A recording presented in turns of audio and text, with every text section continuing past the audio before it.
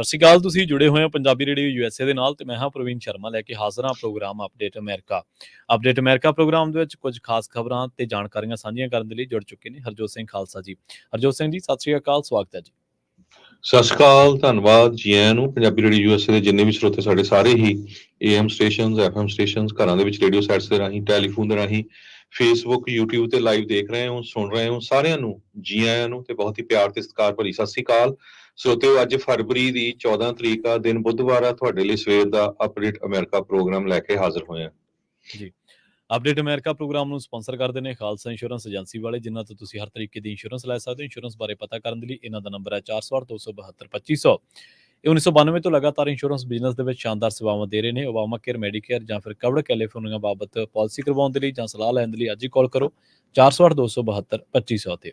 ਟਰਕੀਅਨ immigration ਲਾ firm ਵਾਲੇ, ਜੇ ਟਰਕੀਅਨ ਟੌਰਨੀ ਟਰਕੀਅਨ ਦੇ ਨਾਲ ਤੁਸੀਂ US ਇਮੀਗ੍ਰੇਸ਼ਨ ਬਾਬਤ ਕੋਈ ਵੀ ਸਲਾਹ ਕਰਨੀ ਹੈ, ਕੋਈ ਵੀ ਸਵਾਲ ਪੁੱਛਣਾ, ਤੇ ਇਹਨਾਂ ਦਾ ਨੰਬਰ ਹੈ 415-909-0503।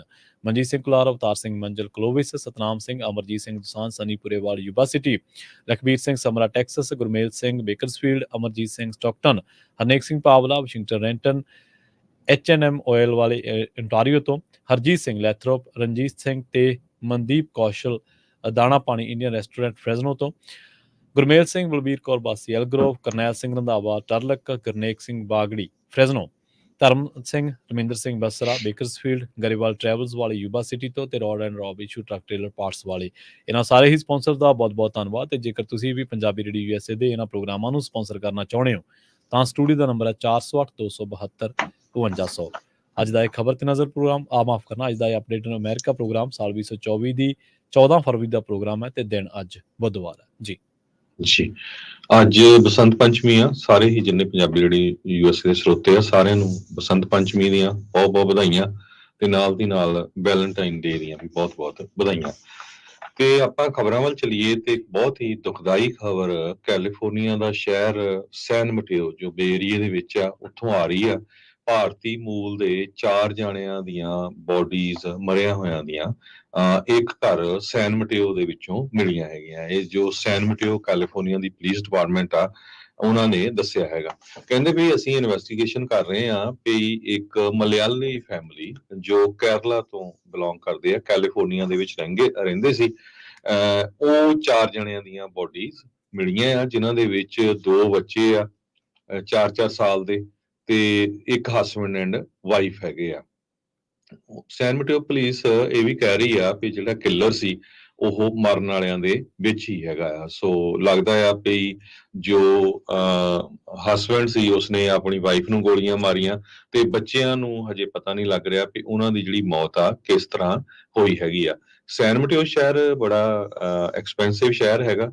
ਇਹ ਜਿਹੜਾ ਪਰਿਵਾਰ ਆ ਜਿੱਥੇ ਰਹਿੰਦਾ ਸੀ ਸੈਨ ਮਟੇਓ ਚ, ਉਸ ਘਰ ਦੀ ਪ੍ਰਾਈਸ $2.1 ਮਿਲੀਅਨ ਦੱਸੀ ਗਈ ਹੈਗੀ ਆ। 4 ਜਣਿਆਂ ਦੇ ਵਿੱਚ ਉਹਨਾਂ ਨੇ ਨਾਂ ਵੀ ਹੁਣ ਦੱਸ ਦਿੱਤੇ ਹੈਗੇ ਆ।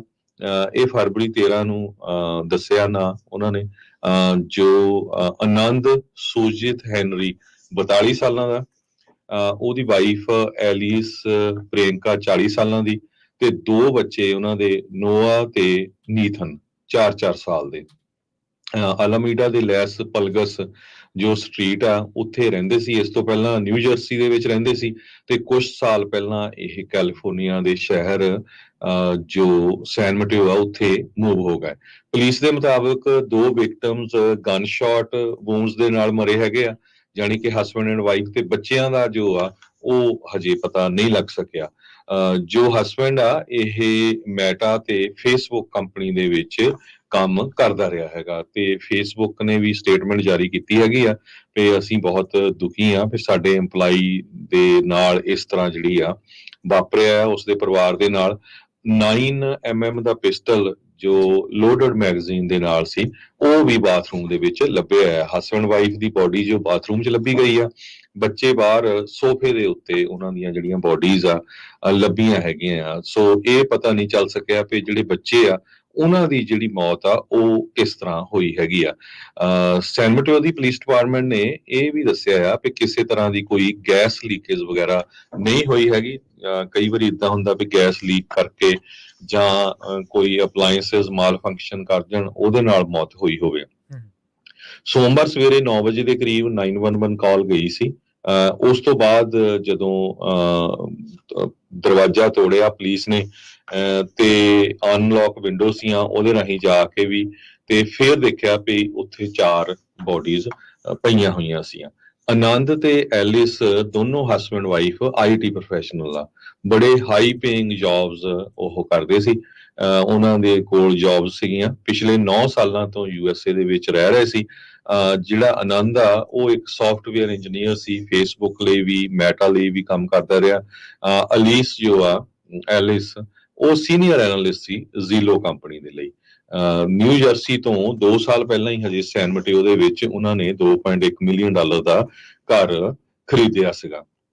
ਕਹਿੰਦੇ ਹਸਬੈਂਡ ਐਂਡ ਵਾਈਫ ਦੇ ਵਿੱਚ ਡਿਵੋਰਸ ਦੀ ਜਿਹੜੀ ਗੱਲਬਾਤ ਆ ਉਹ ਚੱਲ ਰਹੀ ਸੀ, ਪਰ ਕਿਸੇ ਨੂੰ ਰਹਿੰਦੇ ਵੀ ਇਕੱਠੇ ਸੀਗੇ, ਹਜੇ ਕੋਈ ਡਿਵੋਰਸ ਉਹਨਾਂ ਦਾ ਫਾਈਨਲ ਨਹੀਂ ਹੋਇਆ ਸੀ। ਪਰ ਜਿਹੜੇ ਪਰਿਵਾਰਕ ਮੈਂਬਰਸ ਆ ਜਾਂ ਉਹਨਾਂ ਦੇ ਜਾਣ ਪਛਾਣ ਵਾਲੇ ਦੋਸਤ ਮਿੱਤਰ ਆ, ਉਹ ਕਹਿੰਦੇ ਵੀ ਕਦੇ ਅਸੀਂ ਸੋਚਿਆ ਨਹੀਂ ਸੀ ਵੀ ਇਹ ਸਿਚੁਏਸ਼ਨ ਇੱਥੇ ਤੱਕ ਪਹੁੰਚ ਜਾਊਗੀ। 2016 ਦੇ ਵਿੱਚ ਉਹਨਾਂ ਨੇ ਡਿਵੋਰਸ ਫਾਈਲ ਕੀਤਾ ਸੀ, ਪਰ ਕਦੇ ਵੀ ਉਹ ਫਾਈਨਲਾਈਜ਼ ਨਹੀਂ ਹੋਇਆ। ਓਰੀਜਨਲੀ ਮੈਂ ਜਿਸ ਤਰ੍ਹਾਂ ਤੁਹਾਨੂੰ ਦੱਸਿਆ ਹੀ ਆ ਵੀ ਕੇਰਲਾ ਇੰਡੀਆ ਤੋਂ ਸੀ ਤੇ ਹੁਣ ਉਹ ਸੈਨ ਮਟੇਓ ਬੇ ਏਰੀਏ ਦਾ ਸ਼ਹਿਰ ਆ ਜੋ ਉੱਥੇ ਕੈਲੀਫੋਰਨੀਆ ਦੇ ਵਿੱਚ 2020 ਤੋਂ ਰਹਿ ਰਹੇ ਸੀ। ਸੋ ਜਿਹੜੇ ਸੋਰਸਸ ਆ ਉਹ ਇਨਵੈਸਟੀਗੇਟ ਕਰ ਰਹੇ ਆ ਵੀ ਮਰਡਰ ਸੁਸਾਈਡ ਹੈਗਾ ਆ, ਕਿਉਂਕਿ ਬੱਚੇ ਕਿਸ ਤਰ੍ਹਾਂ ਮਰੇ ਆ ਇਹ ਨਹੀਂ ਪਤਾ ਚੱਲ ਰਿਹਾ ਹੈਗਾ। ਪਰ ਲੀਥਲ ਓਵਰਡੋਜ਼ ਦਿੱਤੀ ਆ, ਟਰਾਮਾ ਤਾਂ ਨਹੀਂ ਹੋਇਆ ਕਿਸੇ ਤਰ੍ਹਾਂ ਦਾ, ਪਰ ਦੋਨੋਂ ਜੋ ਹਸਬੈਂਡ ਵਾਈਫ ਆ ਉਹਨਾਂ ਦੇ ਇੱਕ ਦੂਜੇ ਦੇ ਜਿਹੜੀਆਂ ਗੋਲੀਆਂ ਆ ਉਹ ਲੱਗੀਆਂ ਹੋਈਆਂ ਸੀਆਂ। ਸੋ ਬਹੁਤ ਹੀ ਜਿਹੜੀ ਮਾੜੀ ਖਬਰ ਆ ਇਹ ਬੇ ਏਰੀਆ ਦੇ ਸ਼ਹਿਰ ਸੈਨ ਮਟੇਓ ਕੈਲੀਫੋਰਨੀਆ ਤੋਂ ਆ ਰਹੀ ਹੈ। ਜੀ। ਲੰਘੇ ਦਿਨਾਂ ਦੇ ਵਿੱਚ ਹਰਜੋਤ ਸਿੰਘ ਜੀ ਕਾਫੀ ਭਾਰਤੀ ਮੂਲ ਦੇ ਲੋਕਾਂ ਨੂੰ ਜਾਨਾਂ ਗਈਆਂ ਨੇ। ਉਹਨਾਂ ਦੀਆਂ ਇਸ ਸਾਲ ਦੇ ਵਿੱਚ ਗਿਣੀਆਂ ਤਾਂ 7 ਵੱਖ-ਵੱਖ ਹਾਦਸਿਆਂ ਦੇ ਵਿੱਚ, ਜਿਨ੍ਹਾਂ ਦੇ ਵਿੱਚ ਸਟੂਡੈਂਟ ਨੇ, ਇੱਕ ਨੇ ਖੁਦਕੁਸ਼ੀ ਕੀਤੀ ਹੈ, ਇੱਕ ਤੇ ਹਮਲਾ ਹੋਇਆ ਸੀ ਹਥੌੜੇ ਦੇ ਨਾਲ। ਤੇ ਆਪਾਂ ਅਗਲੀ ਖਬਰ ਦੇ ਵੱਲ ਵਧੀਏ, ਵਾਸ਼ਿੰਗਟਨ ਦਾ ਰੁਖ ਕਰੀਏ। 3 ਪੁਲਿਸ ਮੁਲਾਜ਼ਮਾਂ ਉੱਤੇ ਗੋਲੀਆਂ ਚੱਲੀਆਂ ਨੇ ਵਾਸ਼ਿੰਗਟਨ ਦੇ ਵਿੱਚ, ਤੇ ਦੱਸਦੇ ਕਿ ਚੌਥਾ ਜਿਹੜਾ ਪੁਲਿਸ ਮੁਲਾਜ਼ਮ ਆ ਉਹ ਗੰਭੀਰ ਰੂਪ ਦੇ ਵਿੱਚ ਜ਼ਖਮੀ ਹੋਇਆ। ਤੇ ਇਹ ਕੋਈ ਜਾਨਵਰਾਂ ਦਾ ਸ਼ਿਕਾਰ ਕਰਨ ਵਾਲਾ ਕੋਈ ਗਰੁੱਪ ਸੀਗਾ ਜਿਨ੍ਹਾਂ ਨੇ ਪੁਲਿਸ ਵਾਲਿਆਂ ਦੇ ਉੱਤੇ ਇਸ ਤਰ੍ਹਾਂ ਓਪਨ ਫਾਇਰ ਕੀਤੇ ਨੇ, ਤੇ ਜਿਹਦੇ ਤੋਂ ਬਾਅਦ ਜਿਹੜੇ ਪੁਲਿਸ ਮੁਲਾਜ਼ਮ ਨੇ ਉਹ ਜ਼ਖਮੀ ਹੋਏ ਨੇ, ਤੇ ਚੌਥਾ ਥੋੜਾ ਜ਼ਿਆਦਾ ਜ਼ਖਮੀ ਹੋਇਆ। ਦੱਸਿਆ ਜਾ ਰਿਹਾ ਕਿ ਇਹਨਾਂ ਪੁਲਿਸ ਮੁਲਾਜ਼ਮਾਂ ਨੂੰ ਹੁਣ ਏਰੀਆ ਹਸਪੀਟਲ ਦੇ ਵਿੱਚ ਪਹੁੰਚਾਇਆ ਗਿਆ। ਤੇ ਇਹ ਮੈਟਰੋਪੋਲੀਟਨ ਪੁਲਿਸ ਡਿਪਾਰਟਮੈਂਟ ਨੇ ਜਿਹੜੀ ਜਾਣਕਾਰੀ ਦਿੱਤੀ ਹੈ, ਉਹਨਾਂ ਨੇ ਦੱਸਿਆ ਕਿ ਇਹ ਪੁਲਿਸ ਮੁਲਾਜ਼ਮ ਉੱਥੇ ਸ਼ਿਕਾਰ ਖੇਡ ਰਹੇ ਜਾਂ ਜਾਨਵਰਾਂ ਦੇ ਨਾਲ ਮਾੜਾ ਵਰਤਾਓ ਕਰਨ ਵਾਲੇ ਲੋਕਾਂ ਦੀ ਕੁਛ ਭਾਲ ਕਰਨ ਗਏ ਸੀਗੇ, ਜਿਨ੍ਹਾਂ ਦੇ ਉੱਤੇ ਦੋਸ਼ ਹੈ ਕਿ ਇਹਨਾਂ ਨੇ ਬੜੀ ਬੇਰਹਿਮੀ ਦੇ ਨਾਲ ਜਾਨਵਰਾਂ ਨੂੰ ਮਾਰਿਆ ਤੇ ਕਈ ਜਾਨਵਰਾਂ ਦਾ ਸ਼ਿਕਾਰ ਕੀਤਾ ਹੈ, ਪਰ ਕਈਆਂ ਨੂੰ ਸੜਕਾਂ ਤੇ ਵੀ ਸੁੱਟਿਆ ਸੀਗਾ। ਤੇ ਜਦੋਂ ਉਹਨਾਂ ਨੇ ਘਰ ਦਾ ਦਰਵਾਜ਼ਾ ਖੜਕਾਇਆ ਤਾਂ ਉਹਨਾਂ ਨੇ, ਜਿਹੜੇ ਦੋਸ਼ੀ ਹੈ, ਉਹਨਾਂ ਨੇ ਪੁਲਿਸ ਦੇ ਉੱਤੇ ਇਸ ਤਰ੍ਹਾਂ ਦੀ ਫਾਇਰਿੰਗ ਕਰ ਦਿੱਤੀ, ਜਿਸ ਤੋਂ ਬਾਅਦ 3 ਜ਼ਖਮੀ ਹੋਏ ਨੇ ਤੇ ਇੱਕ ਜਿਹੜਾ ਜ਼ਿਆਦਾ ਜ਼ਖਮੀ ਹੋਇਆ। ਪੁਲਿਸ ਨੇ ਕਿਹਾ ਕਿ ਉਸ ਤੋਂ ਬਾਅਦ ਉਹ ਨਿਕਲ ਕੇ ਇਸ ਘਰ ਦੇ ਵਿੱਚੋਂ ਭੱਜਣ ਦੇ ਵਿੱਚ ਕਾਮਯਾਬ ਹੋਏ ਨੇ, ਜਿਨ੍ਹਾਂ ਦੀ ਭਾਲ ਕੀਤੀ ਜਾ ਰਹੀ ਹੈ। ਜੀ, ਜਿਸ ਟਾਈਮ ਦੇ ਉੱਤੇ ਆਪਾਂ ਤੁਹਾਡੇ ਨਾਲ ਖਬਰਾਂ ਸਾਂਝੀਆਂ ਕਰ ਰਹੇ ਹੈਗੇ ਆ, ਕੈਲੀਫੋਰਨੀਆ ਦੇ ਸਮੇਂ ਮੁਤਾਬਕ 9:17 ਹੋਏ ਆ। ਹੁਣ ਤੋਂ ਕੁਝ ਮਿੰਟ ਬਾਅਦ ਕਾਂਗਰੈਸ਼ਨਲ ਬਰੀਫਿੰਗ ਹੋਣ ਜਾ ਰਹੀ ਹੈ ਟ੍ਰਾਂਸਨੈਸ਼ਨਲ ਰਿਪਰੈਸ਼ਨ ਦੇ ਉੱਤੇ। ਟ੍ਰਾਂਸਨੈਸ਼ਨਲ ਰਿਪਰੈਸ਼ਨ ਦਾ ਮੁੱਦਾ ਪਿਛਲੇ ਜੂਨ ਮਹੀਨੇ ਤੋਂ ਅਮਰੀਕਾ ਦੇ ਵਿੱਚ ਬਹੁਤ ਜ਼ਿਆਦਾ ਗਰਮਾਇਆ ਹੋਇਆ ਹੈ। ਪਹਿਲਾਂ ਵੀ ਹੁੰਦਾ ਸੀ ਟ੍ਰਾਂਸਨੈਸ਼ਨਲ ਰਿਪਰੈਸ਼ਨ, ਖਾਸ ਕਰਕੇ ਚਾਈਨਾ ਵੱਲੋਂ ਹੁੰਦਾ ਸੀ, ਪਰ ਜਦੋਂ ਤੋਂ ਹੀ ਭਾਈ ਹਰਦੀਪ ਸਿੰਘ ਨਿੱਜਰ ਹੁਣਾਂ ਦਾ ਕਤਲ ਹੋਇਆ, ਗੁਰਪਤਵੰਤ ਸਿੰਘ ਪੰਨੂ ਹੁਣਾਂ ਨੂੰ ਮਾਰਨ ਦੀ ਕੋਸ਼ਿਸ਼ ਕੀਤੀ ਗਈ, ਉਹਦੇ ਸਬੰਧ ਦੇ ਵਿੱਚ ਨਿਖਿਲ ਗੁਪਤਾ ਜੋ ਉਸ ਨੂੰ ਅਰੈਸਟ ਕੀਤਾ ਗਿਆ ਪ੍ਰਾਗ ਦੇ ਵਿੱਚ, ਤੇ ਹੁਣ ਐਕਸਟ੍ਰਾਡਾਈਟ ਕਰਨ ਦੀ ਕੋਸ਼ਿਸ਼ ਹੋ ਰਹੀ ਆ। ਤੇ ਉਸ ਤੋਂ ਬਾਅਦ ਇਹ ਮੁੱਦਾ ਅਮਰੀਕਾ ਦੇ ਵਿੱਚ ਬਹੁਤ ਜ਼ਿਆਦਾ ਗਰਮਾਇਆ ਹੋਇਆ, ਤੇ ਖਾਸ ਨਾਲ ਦੀ ਨਾਲ ਕੈਨੇਡਾ ਦੇ ਵਿੱਚ ਵੀ ਇਹ ਗਰਮਾਇਆ ਹੋਇਆ। ਪਿਛਲੇ ਦਿਨਾਂ ਦੇ ਵਿੱਚ ਭਾਈ ਨਿੱਜਰ ਹੁਣਾਂ ਦੇ 2 ਸਾਥੀਆਂ ਦੇ ਉੱਤੇ ਗੋਲੀਆਂ ਚਲਾਉਣ ਦੀਆਂ ਜਿਹੜੀਆਂ ਖਬਰਾਂ ਆ ਉਹ ਵੀ ਆਈਆਂ, ਉਹ ਆਪਾਂ ਤੁਹਾਡੇ ਨਾਲ ਸਾਂਝੀਆਂ ਕੀਤੀਆਂ ਸੀ। ਸੋ ਇਸੇ ਸਾਰੇ ਨੂੰ ਲੈ ਕੇ ਅੱਜ US ਦੇ ਜਿਹੜਾ ਵਾਈਟ ਹਾਊਸ ਆ ਉੱਥੇ ਕਾਂਗਰੈਸ਼ਨਲ ਬਰੀਫਿੰਗ ਹੋ ਰਹੀ ਆ ਟ੍ਰਾਂਸਨੈਸ਼ਨਲ ਰਿਪਰੈਸ਼ਨ ਦੇ ਉੱਤੇ, ਕੁਝ ਮਿੰਟਾਂ ਦੇ ਵਿੱਚ ਸਟਾਰਟ ਹੋਣੀ ਆ, ਜਿਹਦੇ ਵਿੱਚ congressman David Valadao, congress woman Mary Gay Scanlon, ਜਿਹੜੇ ਕਾਂਗਰਸਮੈਨ ਡੇਵਿਡ ਵਾਲਡਾਹੋ ਆ ਇਹ ਸਾਡੇ ਫ੍ਰਿਜ਼ਨੋ ਤੋਂ ਹੀ ਆ, ਫ੍ਰਿਜ਼ਨੋ ਵਾਲੇ ਏਰੀਏ ਤੋਂ ਕੋ ਚੇਅਰ ਹੈਗੇ ਅਮਰੀਕਨ ਸਿੱਖ ਕਾਕਸ ਦੇ।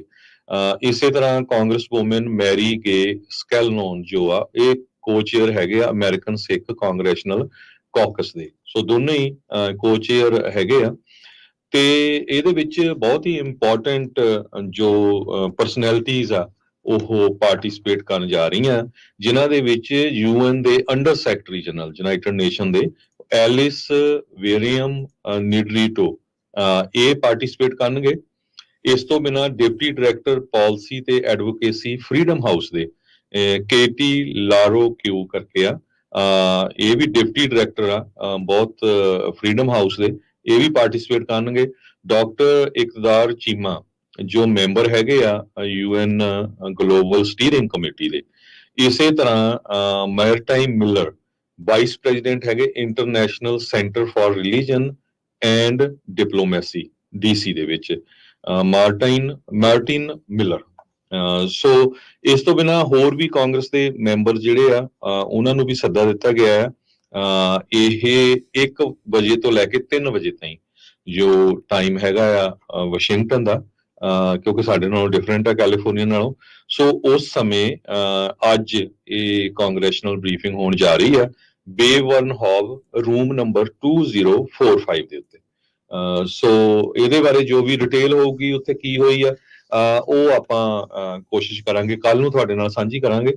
ਪਰ ਇਹ ਇੱਕ ਵਧੀਆ ਉਦਮ ਕੀਤਾ ਗਿਆ ਆ, ਇਹਦੇ ਪਿੱਛੇ ਡਾਕਟਰ ਪ੍ਰਿਤਪਾਲ ਸਿੰਘ ਹੋਰ ਬਹੁਤ ਸਾਰੀਆਂ ਆਪਣੇ ਜਿਹੜੇ ਸਿੱਖ ਆ ਉਹ ਪੂਰਾ ਜ਼ੋਰ ਲਾ ਰਹੇ ਹੈਗੇ ਆ, ਕਿਉਂਕਿ ਜਦੋਂ ਤੋਂ ਹੀ ਟਰਾਂਸਨੈਸ਼ਨਲ ਰਿਪਰੈਸ਼ਨ ਦੇ ਸੰਬੰਧ ਦੇ ਵਿੱਚ ਇੰਡੀਆ ਦਾ ਨਾਮ ਆਇਆ ਹੈਗਾ, ਬਹੁਤ ਸਾਰੇ ਜਿਹੜੇ ਸਿੱਖ ਆ ਤੇ ਹੋਰ ਮਿਨੋਰਟੀਜ਼ ਉਹ ਕਾਫੀ ਘਬਰਾਏ ਹੋਏ ਆ ਵੀ ਅਮਰੀਕਾ ਕੈਨੇਡਾ ਦੇ ਵਿੱਚ ਆ ਕੇ ਜੋ ਆ ਉਹ ਉਹਨਾਂ ਦੇ ਏਜੰਟ ਇਦਾਂ ਦਾ ਜਿਹੜਾ ਕੰਮ ਕਰ ਰਹੇ ਹੈਗੇ ਆ। ਸੋ ਇਹਦੇ ਬਾਰੇ ਜੋ ਵੀ ਡਿਟੇਲ ਦੇ ਵਿੱਚ ਬਰੀਫਿੰਗ ਹੋਊਗੀ ਉਹ ਕੱਲ ਨੂੰ ਆਪਾਂ ਸਵੇਰ ਨੂੰ ਜੋ ਸਾਡਾ ਅਪਡੇਟ ਅਮਰੀਕਾ ਵਾਲਾ ਪ੍ਰੋਗਰਾਮ ਆ ਜਾਂ ਆਪਾਂ ਕੋਸ਼ਿਸ਼ ਕਰਾਂਗੇ ਸ਼ਾਮ ਨੂੰ ਵੀ ਜ਼ਰੂਰ ਤੁਹਾਡੇ ਨਾਲ ਉਹ ਸਾਂਝੇ ਕਰਾਂਗੇ। ਸੋ ਇਹ ਇੱਕ ਵਧੀਆ ਉਪਰਾਲਾ ਕੀਤਾ ਗਿਆ ਹੈ। ਸੋ ਸਾਨੂੰ ਸਾਰਿਆਂ ਨੂੰ ਇਦਾਂ ਦੇ ਉਪਰਾਲਿਆਂ ਦੀ ਜਿਹੜੀ ਆ ਸਪੋਰਟ ਕਰਨੀ ਚਾਹੀਦੀ ਹੈਗੀ। ਜੀ ਜੀ, ਅਗਲੀ ਖਬਰ ਦੇ ਵੱਲ ਵਧੀਏ। ਅਗਲੀ ਖਬਰ ਕੈਨੇਡਾ ਤੋਂ ਆ ਰਹੀ ਹੈ। ਕੈਨੇਡਾ ਦੇ ਵਿੱਚ ਰਾਇਲ ਕੈਨੇਡੀਅਨ ਮਾਊਂਟਡ ਪੁਲਿਸ ਦੇ ਇੱਕ ਅਧਿਕਾਰੀ ਨੂੰ, ਇੱਕ ਮੈਂਬਰ ਨੂੰ ਇਸ ਮਾਮਲੇ ਦੇ ਵਿੱਚ ਗ੍ਰਿਫਤਾਰ ਕੀਤਾ ਗਿਆ ਕਿ ਉਹਨੇ ਜਿਹੜੀ ਇਨਫੋਰਮੇਸ਼ਨ ਆ ਉਹ ਪਾਸ ਕੀਤੀ ਹੈ ਰਵਾਂਡਾ ਦੀ ਗੌਰਮੈਂਟ ਨੂੰ। ਫੈਡਰਲ ਪੁਲਿਸ ਫੋਰਸ ਨੇ ਇਹ ਗੱਲ ਦੱਸੀ ਹੈ ਕਿ ਉਹਨਾਂ ਨੇ ਇਨਵੈਸਟੀਗੇਟ ਕੀਤਾ ਤੇ ਉਹਨਾਂ ਨੇ ਕਿਹਾ ਕਿ ਇਹ ਜਿਹੜਾ ਮਾਮਲਾ ਇਹ ਇੰਟੀਗ੍ਰੇਟਡ ਨੈਸ਼ਨਲ ਸਿਕਿਉਰਿਟੀ ਦਾ ਮਾਮਲਾ, ਤੇ ਇਸ ਟੀਮ ਜਿਹੜੀ ਇਨਫੋਰਸਮੈਂਟ ਟੀਮ ਹੈ ਇਸ ਦੇ ਨਾਲ ਸੰਬੰਧਿਤ ਉਹਨਾਂ ਨੇ ਕਾਂਸਟੇਬਲ ਐਲੀ ਨਿਤਾਜੋ ਨੂੰ ਗ੍ਰਿਫਤਾਰ ਕੀਤਾ, ਜਿਹੜਾ ਕਿ ਅਲਬਰਟਾ ਦੇ ਵਿੱਚ ਸਟੇਸ਼ਨ ਸੀਗਾ। ਉਹ ਅਲਬਰਟਾ ਦੇ ਵਿੱਚ ਆਪਣੀ ਡਿਊਟੀ ਦੇ ਰਿਹਾ ਸੀਗਾ।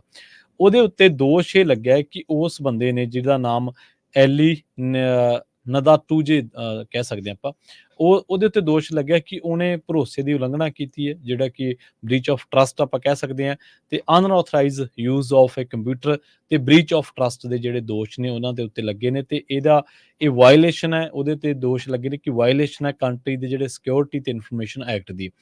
ਹੁਣ ਉਹਨੂੰ ਜਿਹੜਾ ਕੈਲਗਰੀ ਦੀ ਕੋਰਟ ਆ ਉਹਦੇ ਵਿੱਚ 11 ਮਾਰਚ ਨੂੰ ਪੇਸ਼ ਕੀਤਾ ਜਾਣਾ, ਤੇ ਫਿਲਹਾਲ ਉਹਨੂੰ ਰਿਲੀਜ਼ ਤਾਂ ਕਰ ਦਿੱਤਾ ਗਿਆ, ਪਰ ਉਹਨੂੰ ਕਿਹਾ ਗਿਆ ਕਿ ਤੂੰ ਆਪਣਾ ਜਿਹੜਾ ਪਾਸਪੋਰਟ ਆ ਉਹ ਵੀ ਸਰੈਂਡਰ ਕਰ, ਤੇ ਨਾਲ ਹੀ ਫਿੰਗਰਪ੍ਰਿੰਟ ਜਿਹੜੇ ਨੇ ਉਹ ਰਿਪੋਰਟ ਜਿਹੜੀ ਆ ਉਹ ਆਪਦੀ ਸਬਮਿਟ ਕਰ। ਤੇ ਉਸ ਤੋਂ ਬਾਅਦ ਦੱਸਿਆ ਗਿਆ ਕਿ ਉਹਨੇ ਰਵਾਂਡਾ ਦੀ ਗੌਰਮੈਂਟ ਨੂੰ ਕਾਫੀ ਜਿਹੜਾ ਜਾਣਕਾਰੀਆਂ ਨੇ ਉਹ ਕੈਨੇਡਾ ਦੀ ਪੁਲਿਸ ਦੇ ਬਾਬਤ ਜਾਂ ਕੈਨੇਡਾ ਦੀ ਪੁਲਿਸ ਦੇ ਨਾਲ ਜਿਹੜਾ ਉਹਦਾ ਕੰਪਿਊਟਰ ਨੈਟਵਰਕਿੰਗ ਆ ਉਹਦੀ ਕਿਸ ਤਰੀਕੇ ਦੀ ਨੈਟਵਰਕਿੰਗ ਆ ਉਹਦੇ ਬਾਬਤ, ਸੋ ਹੋਰ ਕਈ ਤਰ੍ਹਾਂ ਦੀਆਂ ਉਹਨੇ ਜਿਹੜੀਆਂ ਗੁਨਾਹ ਕੀਤੇ ਨੇ ਦੋਸ਼ਾਂ ਦੇ ਮੁਤਾਬਕ। ਤੇ ਉਹ ਦੱਸਿਆ ਗਿਆ ਕਿ ਉਹ ਉਗਾਂਡਾ ਦਾ ਹੀ ਰਹਿਣ ਵਾਲਾ ਤੇ ਉੱਥੇ ਜੰਮਿਆ ਸੀਗਾ, ਤੇ ਉਸ ਤੋਂ ਬਾਅਦ ਉਹ ਕੈਨੇਡਾ ਮੂਵ ਹੋ ਗਿਆ ਸੀ ਜਦੋਂ ਉਹ 14 ਸਾਲ ਦਾ ਸੀਗਾ। ਜਦੋਂ ਇਹਦੇ ਬਾਰੇ ਹੋਰ ਤਹਿਕੀਕਾਤ ਕੀਤੀ ਗਈ ਤਾਂ ਪੁਲਿਸ ਉਦੋਂ ਹੈਰਾਨ ਰਹਿ ਗਈ ਜਦੋਂ ਪਤਾ ਲੱਗਿਆ ਕਿ ਇਹ ਰਵਾਂਡਾ ਦੀ ਗਵਰਨਮੈਂਟ ਦੇ ਨਾਲ ਕਈ ਸਾਲਾਂ ਤੋਂ ਹੀ ਉੱਥੋਂ ਦੇ ਲੋਕਾਂ ਦੇ ਨਾਲ ਜਾਂ ਉੱਥੋਂ ਦੀ ਗਵਰਨਮੈਂਟ ਅਫੀਸ਼ੀਅਲਸ ਦੇ ਨਾਲ ਤਾਲੁਕਾਤ ਦੇ ਵਿੱਚ ਸੀਗਾ। ਤੇ ਪਰ ਇਹਨੇ ਇਹ ਕਦੋਂ ਸ਼ੁਰੂ ਕੀਤਾ, ਕਦੋਂ ਇਹਦੇ ਮਨ ਦੇ ਵਿੱਚ ਆਇਆ ਜਾਂ ਕਿੰਨੇ ਟਾਈਮ ਤੋਂ ਕਰ ਰਿਹਾ ਸੀ, ਇਹਦੇ ਬਾਰੇ ਉਹਨਾਂ ਨੇ ਕੁਝ ਵੀ ਦੱਸਣ ਤੋਂ ਜਿਹੜਾ ਉਹ ਨਾ ਕਰ ਦਿੱਤਾ। ਇਹ ਤੀਜਾ ਮੈਂਬਰ ਹੈ RCMP ਦਾ, ਰਾਇਲ ਕੈਨੇਡੀਅਨ ਮਾਊਂਟਡ ਪੁਲਿਸ ਦਾ, ਜਿਹਦੇ ਉੱਤੇ ਇਸ ਤਰ੍ਹਾਂ ਦੇ ਚਾਰਜ ਲੱਗੇ ਨੇ। ਲਾਸਟ ਵੀਕ ਦੱਸਦੇ ਆ ਕਿ former top Canadian police intelligence official Cameron Ortis, ਉਹਨੂੰ 14 ਸਾਲਾਂ ਦੀ ਜੇਲ੍ਹ ਹੋਈ ਹੈ ਇਸ ਮਾਮਲੇ ਦੇ ਵਿੱਚ ਕਿ ਸੀਕ੍ਰੇਟ ਇਨਫੋਰਮੇਸ਼ਨ ਜਿਹੜੀ ਆ ਉਹ ਸ਼ੇਅਰ ਕਰਨ ਦੇ ਮਾਮਲੇ ਦੇ ਵਿੱਚ। ਤੇ ਇਸ ਤੋਂ ਪਹਿਲਾਂ ਇੱਕ ਰਿਟਾਇਰਡ RCMP EMPLOYE ਸੀਗਾ ਵਿਲੀਅਮ ਮੈਚਰ, ਉਹਨੂੰ ਉਹਦੇ ਤੇ ਵੀ 2 ਦੋਸ਼ ਲੱਗੇ ਸਨ ਇਸ ਤਰ੍ਹਾਂ ਦੇ ਸਿਕਿਉਰਿਟੀ ਆਫ ਇਨਫੋਰਮੇਸ਼ਨ ਐਕਟ ਨੂੰ ਬ੍ਰੀਚ ਕਰਨ ਦੇ, ਉਸ ਨੂੰ ਲੰਘਣ ਦੇ, ਉਹਦੀਆਂ ਹੱਦਾਂ ਲੰਘਣ ਦੇ। ਤੇ ਦੱਸਿਆ ਜਾ ਰਿਹਾ ਹੈ ਕਿ ਇਹਨਾਂ ਦੇ ਵਿੱਚੋਂ ਕੁਛ ਆਫਿਸਰਸ ਦੇ ਉੱਪਰ ਇਹ ਵੀ ਸ਼ੱਕ ਕੀਤਾ ਜਾ ਰਿਹਾ ਕਿ ਉਹ ਚਾਈਨਾ ਨੂੰ ਜਿਹੜੀ ਕੈਨੇਡਾ ਦੀ ਇੱਕ ਭਰੋਸੇਮੰਦ ਜਾਣਕਾਰੀ ਹੈ, ਜਿਹੜੀ ਖੁਫੀਆ ਜਾਣਕਾਰੀ ਹੈ, ਉਹ ਵੀ ਕਿਤੇ ਨਾ ਕਿਤੇ ਸ਼ੇਅਰ ਕਰਦੇ ਹੋਣਗੇ। ਸੋ ਅੱਜ ਜਿਹੜੀ ਇਹ ਖਬਰ ਆਈ ਹੈ, ਇਹਨੇ ਆਰਸੀਐਮਪੀ ਦੀ ਜੋ ਫੰਕਸ਼ਨਿੰਗ ਹੈ, ਜੋ ਆਰਸੀਐਮਪੀ ਦੇ ਵਿੱਚ ਇਸ ਤਰ੍ਹਾਂ ਦੇ ਵਿਦੇਸ਼ੀ ਸਰਕਾਰਾਂ ਦੇ ਨਾਲ ਇੰਟਰਸਟ ਦੇ ਲੋਕ ਨੇ, ਉਹਨਾਂ ਦੇ ਬਾਬਤ ਇੱਕ ਵਾਰ ਫਿਰ ਤੋਂ ਸਵਾਲ ਖੜਾ ਕਰ ਦਿੱਤਾ। ਜੀ, ਅਗਲੀ ਖਬਰ ਵੱਲ ਚਲੀਏ ਤੇ ਜਾਰਜ ਸੈਂਟੋਸ ਬੜਾ ਇੱਕ ਕੰਟਰੋਵਰਸ਼ੀਅਲ ਜੋ ਰਿਪਬਲਿਕਨ ਕਾਂਗਰਸਮੈਨ ਸੀ ਨਿਊਯਾਰਕ ਤੋਂ, ਉਹਨਾਂ ਨੂੰ ਰੀਕਾਲ ਕੀਤਾ ਗਿਆ ਸੀ ਤੇ ਉਹਨਾਂ ਦੀ ਜਗ੍ਹਾ ਦੇ ਉੱਤੇ ਹੁਣ ਇਲੈਕਸ਼ਨ ਹੋਈ ਆ ਕੱਲ, ਤੇ ਇਲੈਕਸ਼ਨ ਦੇ ਵਿੱਚ ਜਿਹੜੇ ਡੈਮੋਕ੍ਰੇਟ ਆ ਉਹ ਸੀਟ ਫਿਰ ਵਾਪਸ ਲੈ ਗਏ ਆ। ਜਾਰਜ ਸੈਂਟੋਸ ਰਿਪਬਲਿਕਨਸ ਦੇ ਲਈ ਪਿਛਲੀ ਵਾਰੀ ਸੀਟ ਇਹ ਜਿੱਤ ਗਿਆ ਸੀ, ਹੁਣ ਉਹ ਡੈਮੋਕ੍ਰੇਟਸ ਇੱਕ ਵਾਰੀ ਫਿਰ ਇਸ ਸੀਟ ਨੂੰ ਉਹਨਾਂ ਨੇ ਆਪਣੇ ਕਬਜ਼ੇ 'ਚ ਕਰ ਲਿਆ ਹੈਗਾ। ਥਾਮਸ ਸੌਜ਼ੀ ਜੋ ਡੈਮੋਕ੍ਰੇਟ ਆ ਉਹਨਾਂ ਨੂੰ 53.9% 91,338 ਵੋਟਾਂ ਮਿਲੀਆਂ, ਤੇ ਮੈਜ਼ੀ ਮਲੇਸਾ ਪਿਲਿਪ ਜੋ ਜਾਰਜ ਸੈਂਟੋਸ ਦੀ ਜਗ੍ਹਾ ਦੇ ਉੱਤੇ ਕੈਂਡੀਡੇਟ ਸੀ ਰਿਪਬਲਿਕਨ, ਉਹਨਾਂ ਨੂੰ 46.1% ਜੋ ਕਿ 78,229 ਵੋਟਾਂ ਬਣਦੀਆਂ ਹੈਗੀਆਂ। 97% ਦੇ ਕਰੀਬ ਵੋਟਾਂ ਕਾਊਂਟ ਹੋ ਚੁੱਕੀਆਂ। ਸੋ ਪ੍ਰੋਜੈਕਟਡ ਵਿਨਰ ਥਾਮਸ ਸੌਜ਼ੀ ਨੂੰ ਡਿਕਲੇਅਰ ਕਰ ਦਿੱਤਾ ਗਿਆ ਹੈਗਾ। ਸੋ ਇਹਦੇ ਨਾਲ ਜੋ ਜੀਓਪੀ ਆ, ਖਾਸ ਕਰਕੇ ਪ੍ਰੈਜ਼ੀਡੈਂਟ ਟਰੰਪ ਹੋਣੀ ਕਾਫੀ ਅਪਸੈਟ ਆ। ਇੱਕ ਤਾਂ ਰੀਜ਼ਨ ਇਹ ਵੀ ਆ ਵੀ ਜੋ ਮਾਜ਼ੀ ਪਿਲਿਪ ਸੀ, ਇਸ ਨੇ ਪ੍ਰੈਜ਼ੀਡੈਂਟ ਟਰੰਪ ਹੋਣਾ ਦੀ ਫੁੱਲ ਸਪੋਰਟ ਨਹੀਂ ਲਈ, ਥੋੜਾ ਉਸਨੇ ਡਿਸਟੈਂਸ ਆਪਣੇ ਆਪ ਨੂੰ ਬਣਾ ਕੇ ਰੱਖਿਆ। ਤੇ ਦੂਸਰੇ ਪਾਸੇ ਜੋ ਪ੍ਰੈਜ਼ੀਡੈਂਟ ਜੋ ਬਾਈਡਨ ਹੋਣੀ ਆ ਤੇ ਨਿੱਕੀ ਹੈਲੀ ਜੋ ਟਰੰਪ ਹੋਣਾ ਦੇ ਅਗੇਂਸਟ ਚੱਲ ਰਹੀ ਹੈਗੀ ਆ, ਉਹਨਾਂ ਨੇ ਇਹ ਕਿਹਾ ਵੀ ਇਸ ਸੀਟ ਦਾ ਹਾਰ ਜਾਣ ਦਾ ਮਤਲਬ ਇਹ ਆ ਵੀ ਪ੍ਰੈਜ਼ੀਡੈਂਟ ਟਰੰਪ ਦੀ ਰਿਜੈਕਸ਼ਨ ਹੋਈ ਹੈਗੀ ਆ। ਸੋ ਬਲੇਮ ਗੇਮ ਉੱਥੇ ਜਿਹੜੀ ਆ ਸ਼ੁਰੂ ਹੋ ਜਾਂਦੀ ਹੈਗੀ ਆ। ਹਾਊਸ ਸਪੀਕਰ ਜੌਨਸਨ ਨੇ ਇਹ ਕਿਹਾ ਆ ਕਿ ਜੋ ਇਸ ਲਾਸ ਹੋਇਆ ਨਿਊਯਾਰਕ ਦੇ ਵਿੱਚ, ਇਹਦਾ ਕਾਰਨ ਇਹ ਸੀ ਵੀ ਜੋ ਜੀਓਪੀ ਆ ਉਹ ਆਪਣੇ ਆਪ ਦੇ ਵਿੱਚ ਇਕੱਠੇ ਨਹੀਂ ਚੱਲ ਰਹੇ ਸੀ। ਸੋ ਜਿਸ ਹਿਸਾਬ ਦੇ ਨਾਲ ਕਹਿੰਦੇ ਵੀ ਜਾਰਜ ਸੈਂਟੋਸ ਨੂੰ ਰੀਕਾਲ ਕੀਤਾ ਗਿਆ ਸੀ, ਐਕਸਪੈਲ ਕਰ ਦਿੱਤਾ ਗਿਆ ਸੀ ਬਾਅਦ ਦੇ ਵਿੱਚ, ਉਹਦੇ ਨਾਲ ਜੋ ਰਿਪਬਲਿਕਨਸ ਆ ਉਹਨਾਂ ਦੇ ਉੱਤੇ ਕਾਫੀ ਅਸਰ ਪਿਆ ਹੈਗਾ। ਜੋ ਹਾਊਸ ਮਿਨੋਰਿਟੀ ਲੀਡਰ ਹਕੀਮ ਜੈਫਰੀਜ਼ ਆ, ਉਹਨਾਂ ਨੇ ਨਵੇਂ ਕਾਂਗਰਸਮੈਨ ਇਲੈਕਟ ਟੌਮ ਸੌਜ਼ੀ ਨੂੰ ਇਸ ਜਿੱਤ ਦੇ ਉੱਤੇ ਜੋ ਆ ਉਹ ਵਧਾਈਆਂ ਦਿੱਤੀਆਂ ਹੈਗੀਆਂ। ਇਹ ਇੱਕ ਸਰੋਤਿਆਂ ਨੂੰ ਦੱਸਦੇ ਜਾਈਏ, ਇਹ ਸਪੈਸ਼ਲ ਇਲੈਕਸ਼ਨ ਹੋਈ ਸੀ। ਜਾਰਜ ਸੈਂਟੋਸ ਉਹਨਾਂ ਨੂੰ ਰੀਕਾਲ ਕੀਤਾ ਗਿਆ ਸੀ, ਉਹਨਾਂ ਦੀ ਜਗ੍ਹਾ ਦੇ ਉੱਤੇ ਇਹ ਜੋ ਕਾਂਗਰਸਮੈਨ ਆ ਉਸ ਦੀ ਕੱਲ ਇਲੈਕਸ਼ਨ ਹੋਈ ਆ, ਜਿਹਦੇ ਰਿਜ਼ਲਟ ਆ ਗਏ ਆ। ਸੋ ਈਵਨ ਦੋ ਯੂਐਸ ਕਾਂਗਰਸ ਦੇ ਵਿੱਚ ਰਿਪਬਲਿਕਨ ਦੀ ਸਟਿਲ ਮੈਜੋਰਿਟੀ ਆ, ਪਰ ਬਹੁਤ ਹੁਣ ਇਹ ਥਿਨ ਮਾਰਜਨ ਇਸ ਟਾਈਮ ਦੇ ਉੱਤੇ ਹੈਗਾ। 219 ਦੇ ਕਰੀਬ ਰਿਪਬਲਿਕਨਸ ਆ ਤੇ 213 ਦੇ ਕਰੀਬ ਜੋ ਆ ਡੈਮੋਕ੍ਰੇਟਸ ਆ। 218 ਜਿਹੜੇ ਆ ਉਹ ਮੈਜੋਰਿਟੀ ਚਾਹੀਦੀ ਹੁੰਦੀ ਆ। ਸੋ ਸਿਰਫ ਇੱਕ ਜਾਣੇ ਦੇ ਨਾਲ ਹੀ ਇਸ ਟਾਈਮ ਦੇ ਉੱਤੇ ਰਿਪਬਲਿਕਨਸ ਦੇ ਕੋਲ ਮੈਜੋਰਿਟੀ ਆ। ਜੀ, ਹਰਜੋਤ ਸਿੰਘ ਜੀ, ਇੱਥੇ ਆਪਾਂ ਇੱਕ ਸ਼ਾਰਟ ਬ੍ਰੇਕ ਲਈ ਰੁਕਦੇ ਜੀ, ਬ੍ਰੇਕ ਲੈਂਦੇ ਆ। ਬ੍ਰੇਕ ਤੋਂ ਬਾਅਦ ਬਹੁਤ ਹੀ ਹੋਰ ਇੰਪੋਰਟੈਂਟ ਖਬਰਾਂ ਆ। ਕਿਸ ਤਰ੍ਹਾਂ ਯੂਕਰੇਨ ਵਾਲਿਆਂ ਨੇ ਰਸ਼ੀਆ ਦਾ ਇੱਕ ਜਹਾਜ਼, ਸਮੁੰਦਰੀ ਜਹਾਜ਼ ਡੁਬੋਤਾ ਆ, ਤੇ ਕੋਵਿਡ ਨੂੰ ਲੈ ਕੇ ਆਈਸੋਲੇਸ਼ਨ ਦੇ ਸੰਬੰਧ ਦੇ ਵਿੱਚ ਬਹੁਤ ਇੰਪੋਰਟੈਂਟ ਖਬਰ ਆ। ਨਿਊਯਾਰਕ ਈਸਟ ਸਾਈਡ ਦੇ ਵਿੱਚ ਬਹੁਤ ਵੱਡਾ ਵਿੰਟਰ ਸਟਾਰਮ ਆਇਆ ਹੈਗਾ, ਤੇ ਕੈਲੀਫੋਰਨੀਆ ਬਾਰਡਰ ਦੇ ਉੱਤੇ ਨਵੀਂ ਕੰਧ ਜਿਹੜੀ ਆ ਉਹ ਇਦਾਂ ਦੀ ਬਣ ਰਹੀ ਆ ਜਿਸ ਨੂੰ ਟੱਪਣਾ ਬਹੁਤ ਔਖਾ ਹੋਊਗਾ। ਤੇ ਊਬਰ ਤੇ ਲਿਫਟ ਅੱਜ ਸਟ੍ਰਾਈਕ ਤੇ ਜਾ ਰਿਹਾ ਸ਼ਿਕਾਗੋ ਏਰੀਆ ਦੇ ਵਿੱਚ ਵੈਲੈਂਟਾਈਨ ਡੇ ਦੇ ਉੱਤੇ। ਕੀ ਕਾਰਨ ਆ ਉਹ ਆਪਾਂ ਤੁਹਾਡੇ ਨਾਲ ਡਿਸਕਸ ਕਰਦੇ ਹਾਂ ਜੀ।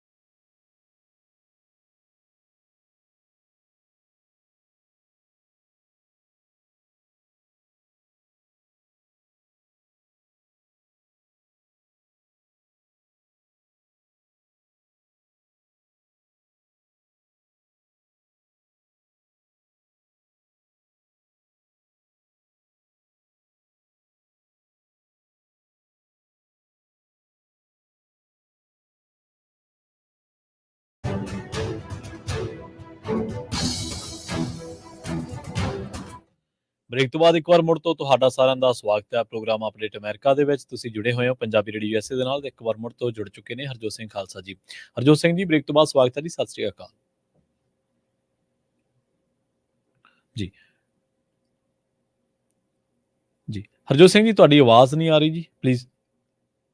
ਸਤਿ ਸ਼੍ਰੀ ਅਕਾਲ ਜੀ, ਧੰਨਵਾਦ ਜੀ, ਜੀ ਆਇਆਂ ਨੂੰ। ਧੰਨਵਾਦ। ਜਿਸ ਟਾਈਮ ਦੇ ਉੱਤੇ ਆਪਾਂ ਤੁਹਾਡੇ ਨਾਲ ਖਬਰਾਂ ਸਾਂਝੀਆਂ ਕਰ ਰਹੇ ਹਾਂ, ਉਸੇ ਟਾਈਮ ਦੇ ਉੱਤੇ ਊਬਰ ਲਿਫਟ ਦੇ ਡਰਾਈਵਰਸ ਸ਼ਿਕਾਗੋ ਤੇ ਇਸ ਦੇ ਆਸ-ਪਾਸ ਦੇ ਏਰੀਏ ਦੇ ਵਿੱਚ ਸਟ੍ਰਾਈਕ ਦੇ ਉੱਤੇ ਹੈਗੇ। ਉਹਨਾਂ ਨੇ ਆਪਣੀਆਂ ਐਪਸ ਨੂੰ ਟਰਨ ਆਫ ਕਰ ਦਿੱਤਾ ਹੈ ਜੀ। ਤੇ ਜੋ ਇੰਟਰਨੈਸ਼ਨਲ 에ਅਰਪੋਰਟ ਸ਼ਿਕਾਗੋ ਦਾ ਹੈਗਾ ਉਹ ਹੇਅਰ ਉੱਥੋਂ ਕੋਈ ਵੀ ਜਿਹੜੀ ਆ ਰਾਈਡ ਉਹ ਪਿਕ ਨਹੀਂ ਕਰ ਰਹੇ ਹੈਗੇ। ਕਹਿੰਦੇ ਭਈ justice for app workers coalition ਇਹਨਾਂ ਨੇ ਅਨਾਉਂਸਮੈਂਟ ਕੀਤੀ ਆ।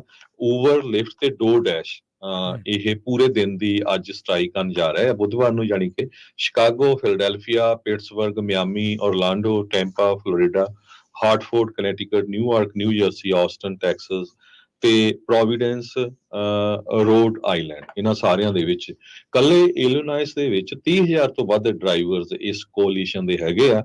ਜਿਹੜੇ ਡਰਾਈਵਰਸ ਆ ਉਹ ਕਹਿੰਦੇ ਵੀ ਅਸੀਂ 80 ਘੰਟੇ ਕੰਮ ਕਰਕੇ ਥੱਕ ਗਏ ਆ ਤੇ ਸਾਡਾ ਜਿਹੜਾ ਆ ਰੋਟੀ ਪਾਣੀ ਸਹੀ ਨਹੀਂ ਚੱਲ ਰਿਹਾ ਹੈਗਾ। ਇੰਨੇ ਘੰਟੇ ਕੰਮ ਕਰਕੇ ਸਾਰੇ ਖਰਚੇ ਕੱਢ ਕੇ ਗੈਸ ਦੇ, ਕਾਰ ਦੀ ਟੁੱਟ ਭੰਨ ਜੋ ਵੀ ਹੁੰਦੀ ਹੈਗੀ ਆ, ਤੇ ਸਾਨੂੰ ਕੁਝ ਵੀ ਬਚਦਾ ਨਹੀਂ ਹੈਗਾ। ਰਾਈਡ ਹੇਲਿੰਗ ਡਰਾਈਵਰਸ ਜੋ ਓਹੇਅਰ ਇੰਟਰਨੈਸ਼ਨਲ 에ਅਰਪੋਰਟ ਆ ਉੱਥੇ 11 ਵਜੇ ਤੋਂ ਲੈ ਕੇ 1 ਵਜੇ ਤਾਈਂ ਰਾਈਟ ਨਾਓ, ਕਿਉਂਕਿ ਆਪਣਾ 2 ਘੰਟੇ ਦਾ ਡਿਫਰੈਂਸ ਆ, ਇਸ ਟਾਈਮ ਦੇ ਉੱਤੇ ਉਹ ਸਟ੍ਰਾਈਕ ਕਰ ਰਹੇ ਹੈਗੇ ਆ 에ਅਰਪੋਰਟ ਦੇ ਬਾਹਰ।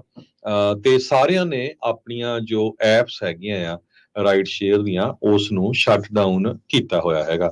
ਸੋ ਇਹਦਾ ਜਿਹੜਾ ਅਸਰ ਆ ਬਹੁਤ ਵੱਡਾ ਪੈ ਰਿਹਾ, ਕਿਉਂਕਿ ਅੱਜ ਵੈਲੈਂਟਾਈਨ ਡੇ ਹੈਗਾ। ਵੈਲੈਂਟਾਈਨ ਡੇ ਦੇ ਉੱਤੇ ਵੀ ਲੋਕ ਬਹੁਤ ਜ਼ਿਆਦਾ ਜੋ ਟਰੈਵਲ ਕਰਦੇ ਹੈਗੇ ਆ।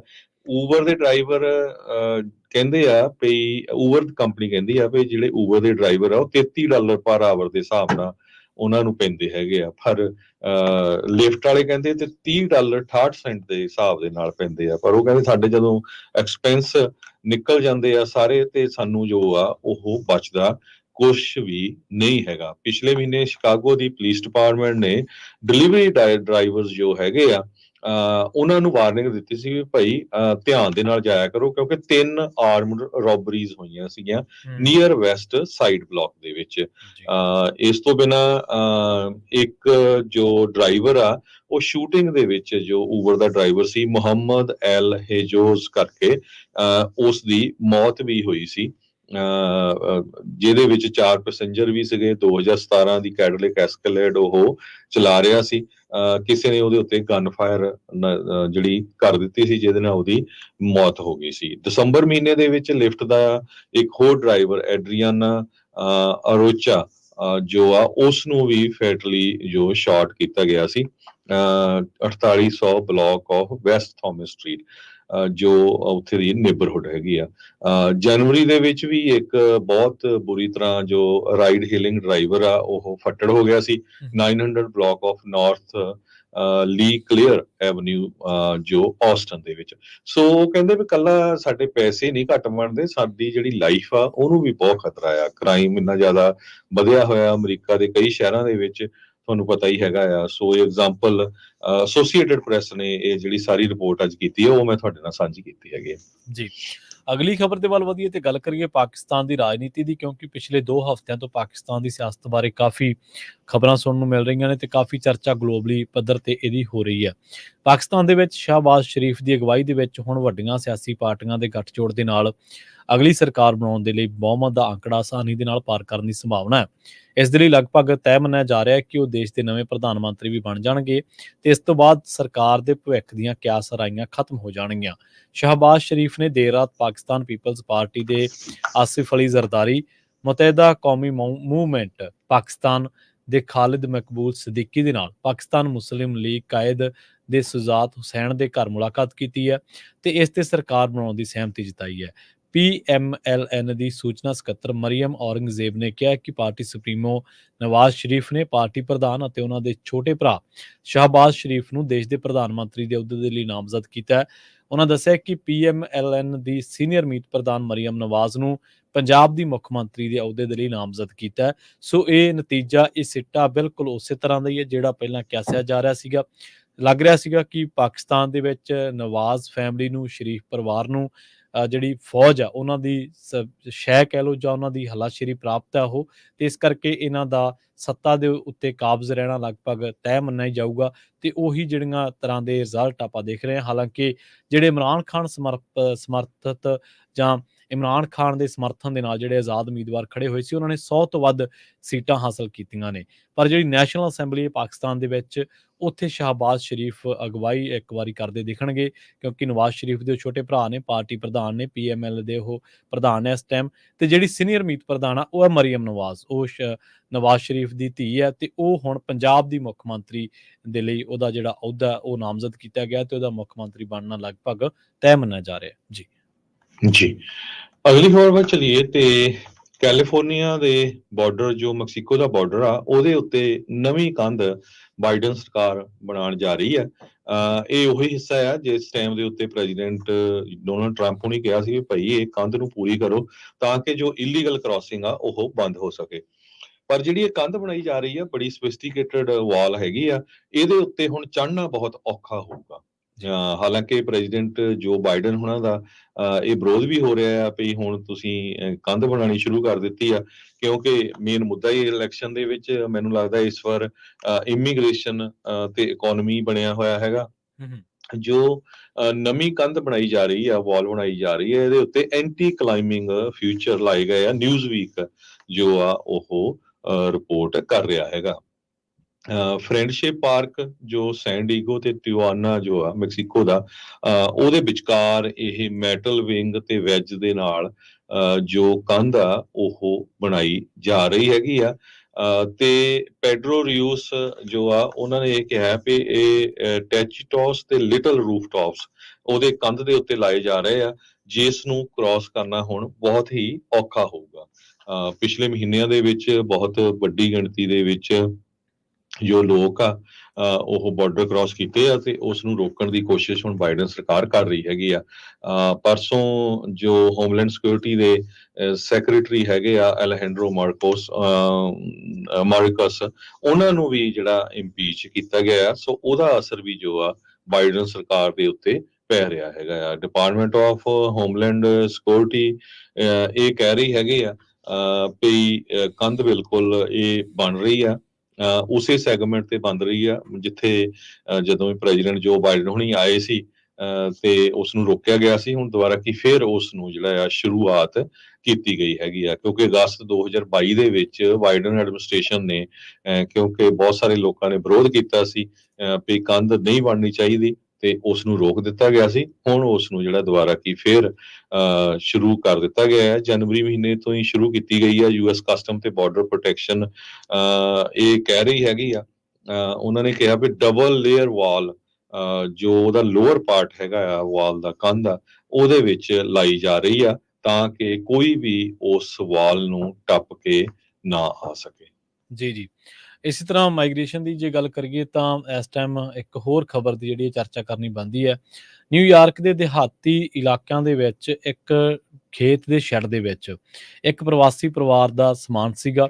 ਉੱਥੇ ਉਹ ਜਿਹਦਾ ਖੇਤ ਸੀਗਾ ਉਹਦਾ ਨਾਮ ਦੱਸਿਆ ਗਿਆ ਥੋਮਸ ਬੈਸਟ, ਤੇ ਉਹਨੇ ਪੁਲਿਸ ਨੂੰ ਜਦੋਂ ਕਾਲ ਕੀਤੀ, ਜਦੋਂ ਉਹਨੇ ਇਸ ਫੈਮਿਲੀ ਨੂੰ ਦੇਖਿਆ, ਤੇ ਇਸ ਫੈਮਿਲੀ ਦੇ ਵਿੱਚ ਇੱਕ ਹਸਬੈਂਡ ਵਾਈਫ ਤੇ ਉਹਦੇ ਜੋ 2 ਛੋਟੇ ਬੱਚੇ ਸੀਗੇ ਜਿਹੜੇ ਸ਼ਾਇਦ ਰਾਤ ਗੁਜ਼ਾਰਨ ਦੇ ਲਈ ਇਸ ਫਾਰਮ ਦੇ ਵਿੱਚ ਖੜੇ ਸੀਗੇ। ਉਹ ਜਿਹੜਾ ਥੋਮਸ ਆ, ਉਹ ਕਹਿੰਦਾ ਮੈਂ ਬੜਾ ਹੈਰਾਨ ਹੋਇਆ ਜਦੋਂ ਮੈਂ ਸਵੇਰੇ ਆਪਦਾ ਟਰੱਕ ਸਟਾਰਟ ਕੀਤਾ, ਤੇ ਇਹ ਕਹਿੰਦਾ ਸ਼ੈੱਡ ਦੇ ਵਿੱਚੋਂ ਜਿਹੜਾ ਕਿ ਟੁੱਟਿਆ ਭੱਜਿਆ, ਉਹ ਸ਼ੈੱਡ ਦੇ ਵਿੱਚੋਂ ਨਿਕਲੇ। ਇਹ 2 ਬੱਚੇ ਸੀ ਛੋਟੇ-ਛੋਟੇ ਉਹਨਾਂ ਦੇ ਨਾਲ। ਉਹਨੇ ਉਹ ਕਹਿੰਦੇ ਟੁੱਟੀ ਭੱਜੀ ਅੰਗਰੇਜ਼ੀ ਦੇ ਵਿੱਚ ਉਹਨਾਂ ਨੇ ਉਹਦੇ ਨਾਲ ਰਾਬਤਾ ਕਰਨਾ ਚਾਹਿਆ, ਗੱਲਬਾਤ ਕਰਨੀ ਚਾਹੀ, ਤੇ ਉਹ ਤੋਂ ਰਾਈਡ ਮੰਗੀ ਕਿ ਤੂੰ ਸਾਨੂੰ ਜਿਹੜਾ ਨੈਕਸਟ ਨੀਅਰੈਸਟ ਸਿਟੀ ਹੈ ਉੱਥੇ ਸਾਨੂੰ ਲੈ ਜਾ ਇੱਕ ਵਾਰੀ। ਤਾਂ ਉਹ ਕਹਿੰਦਾ ਕਿ ਮੈਂ ਇਸ ਤਰ੍ਹਾਂ ਨਹੀਂ ਕਰ ਸਕਦਾ ਕਿਉਂਕਿ ਮੈਂ ਵੀ ਮਜਬੂਰ ਹਾਂ। ਪਰ ਉਹ ਕਹਿੰਦਾ ਮੈਨੂੰ ਤਰਸ ਆਇਆ ਬੱਚਿਆਂ ਦੇ ਉੱਤੇ, ਕਹਿੰਦਾ ਜੋ ਰਾਤ ਭਰ ਕਿਉਂ ਬਰਫ਼ ਪਈ ਸੀਗੀ, ਤੇ ਉਹਨਾਂ ਦੇ ਜਿਹੜੇ ਸ਼ੂਜ਼ ਸੀਗੇ ਉਹ ਬੜੇ ਪਤਲੇ-ਪਤਲੇ ਸ਼ੂਜ਼ ਸੀਗੇ ਤੇ ਉਹਨਾਂ ਦੇ ਕੱਪੜੇ ਵੀ ਏਡੇ ਕੋਈ ਖਾਸ ਨਹੀਂ ਸੀਗੇ। ਪਰ ਉਹ ਕਹਿੰਦਾ ਕਿ ਜਿੱਥੇ ਉਹ ਕਹਿੰਦਾ ਮੈਂ ਹੀਟ ਦੇ ਵਿੱਚ ਸੁੱਤਾ ਸੀਗਾ ਰਾਤ ਭਰ ਤੇ ਪਰ ਕਹਿੰਦਾ ਕਿ ਇਹਨਾਂ ਦਾ ਜਿਹੜਾ ਢਹਿਆ ਹੋਇਆ ਫਾਰਮ ਹਾਊਸ ਹੈ, ਉੱਥੋਂ ਹਵਾ ਵੀ ਕ੍ਰੋਸ ਲੰਘ ਕਰ ਰਹੀ ਸੀ। ਉਹਦੇ ਉੱਤੇ ਛੱਤ ਵੀ ਕੋਈ ਬਾਹਲੀ ਚੰਗੀ ਨਹੀਂ ਸੀ, ਮਾਮੂਲੀ ਸੀ। ਕਹਿੰਦਾ ਮੈਂ ਹੈਰਾਨ ਰਿਹਾ ਵੀ ਇਹਨਾਂ ਨੇ ਇਹ ਗੁਜ਼ਾਰੀ ਕਿਵੇਂ ਰਾਤ। ਪਰ ਬਾਅਦ ਦੇ ਵਿੱਚ ਉਹਨੇ ਪੁਲਿਸ ਨੂੰ ਕਾਲ ਕੀਤੀ, ਬਾਰਡਰ ਪੈਟਰੋਲ ਦੇ ਅਧਿਕਾਰੀ ਆਏ ਤੇ ਉਹਨਾਂ ਨੂੰ ਜਿਹੜੇ ਚਾਰੇ ਜਾਣੇ ਸੀਗੇ, 2 ਮੀਆਂ ਬੀਵੀ ਆਪ ਤੇ 2 ਜਿਹੜੇ ਬੱਚੇ ਸੀਗੇ, ਇਹਨਾਂ ਨੂੰ ਹਿਰਾਸਤ ਦੇ ਵਿੱਚ ਲੈ ਲਿਆ। ਪਰ ਕਹਿੰਦੇ ਕਿ ਹੁਣ ਇਹਨਾਂ ਇਲਾਕਿਆਂ ਦੇ ਵਿੱਚ ਬਾਰਡਰ ਪੈਟਰੋਲ ਦੇ ਅਧਿਕਾਰੀ ਵੀ ਇਸ ਗੱਲ ਦੇ ਉੱਤੇ ਪੂਰੀ ਤਰ੍ਹਾਂ ਮੁਸਤੈਦ ਨੇ ਜਾਂ ਸਰਗਰਮੀ ਦੇ ਨਾਲ ਕੰਮ ਕਰਦੇ ਨੇ ਕਿ ਘੱਟੋ ਘੱਟ ਜਿਹੜੀ ਮਾਈਗ੍ਰੇਸ਼ਨ ਹੋ ਰਹੀ ਹੈ, ਜਿਹੜੇ ਲੋਕ ਇਲੀਗਲ ਯੂਐਸ ਦੇ ਵਿੱਚ ਦਾਖਲ ਹੋ ਰਹੇ ਨੇ ਕੈਨੇਡਾ ਦੇ ਇਹਨਾਂ ਇਲਾਕਿਆਂ ਤੇ ਯੂਐਸ ਦੇ ਇਹਨਾਂ ਇਲਾਕਿਆਂ ਦੇ ਵਿੱਚੋਂ, ਉਹਨਾਂ ਦੀ ਜਾਨ ਘੱਟੋ ਘੱਟ ਬਚਾਈ ਜਾ ਸਕੇ। ਕਿਉਂਕਿ ਥੋੜੇ ਦਿਨ ਪਹਿਲਾਂ ਹੀ ਇਹਨਾਂ ਹੀ ਇਲਾਕਿਆਂ ਦੇ ਵਿੱਚ ਜਿਹੜਾ ਇਹ ਨਿਊਯਾਰਕ ਦਾ ਇਲਾਕਾ ਤੇ ਕੈਨੇਡਾ ਦਾ ਜੋ ਨਿਊਯਾਰਕ ਦੇ ਵਿੱਚ ਰੂਰਲ ਕਹਿ ਸਕਦੇ ਹਾਂ ਇਲਾਕਾ ਤੇ ਕੈਨੇਡਾ ਦੇ ਵਿੱਚ ਹੀ ਪੈਂਦਾ ਵਾ, ਉੱਥੇ ਕਹਿੰਦੇ ਥੋੜੇ ਦਿਨ ਪਹਿਲਾਂ ਹੀ ਇੱਕ ਬੱਚੀ ਦੀ ਤੇ ਇੱਕ ਗਰਭਵਤੀ ਔਰਤ ਦੀ ਮੌਤ ਹੋ ਕੇ ਹਟੀ ਹੈ ਮੌਸਮੀ ਮਾਰ ਕਰਕੇ। ਤੇ ਇੱਕ ਗੁਜਰਾਤ ਦੇ ਪਰਿਵਾਰ ਵਾਲੀ ਟ੍ਰੈਜਡੀ ਆਪਾਂ ਸਾਰੇ ਜਾਣਦੇ ਹਾਂ। ਉਹ ਕਹਿੰਦੇ ਕਿ ਜਿਹੜੇ ਨਾਰਦਰਨ ਬਾਰਡਰ ਦੇ ਉੱਤੇ ਇਸ ਟਾਈਮ ਰਿਕਾਰਡਡ 1,91,000 ਇਨਕਾਊਂਟਰਸ ਹੋਏ ਨੇ, ਜਿਹੜੇ ਲੋਕਾਂ ਨੇ ਕ੍ਰਾਸਿੰਗ ਕੀਤੀ ਹੈ ਯੂਨਾਈਟਿਡ ਸਟੇਟਸ ਦੇ ਵਿੱਚ 2023 ਦੇ ਵਿੱਚ, ਤੇ 41% ਇਨਕਰੀਜ਼ ਹੈ 2022 ਦੇ ਨਾਲ 22 ਦੇ ਨਾਲੋਂ।